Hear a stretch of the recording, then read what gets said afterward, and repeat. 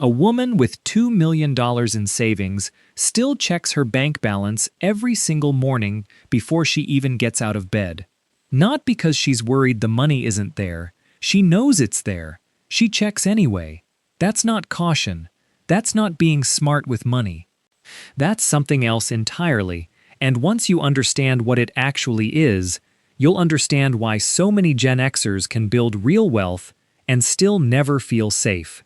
Quick one before we get into it.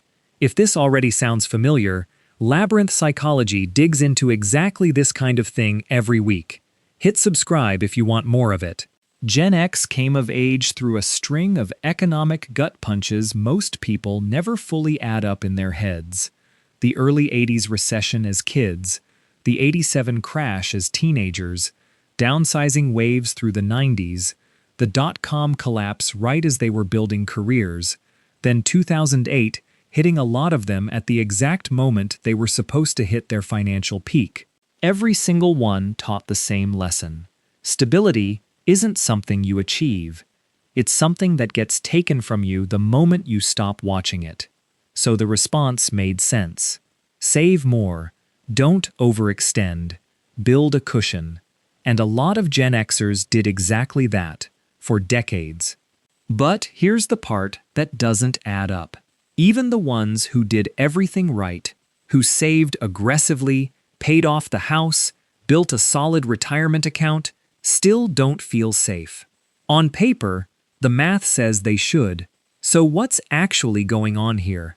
Take a man named Roger, 59, retired early from a manufacturing job, sitting on close to $1.5 million between savings and investments. By any conventional measure, Roger is financially secure. But Roger still clips coupons. He still drives a car with 190,000 miles on it, instead of buying one he can easily afford. When his financial advisor showed him, in black and white, that he could spend 50% more a year and still never run out of money, Roger nodded, said that made sense, and changed absolutely nothing about how he lived. There's a concept in behavioral economics called a scarcity mindset, a way of thinking that forms after a long period of not having enough, or believing you might not have enough. Once it takes hold, it stops tracking the actual numbers in a bank account. It starts running almost on its own.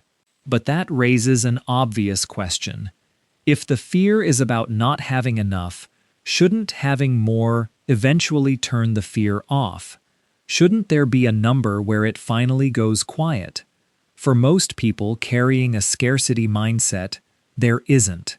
And that's the part worth sitting with. Here's what's actually happening underneath it. The fear was never really about the dollar amount.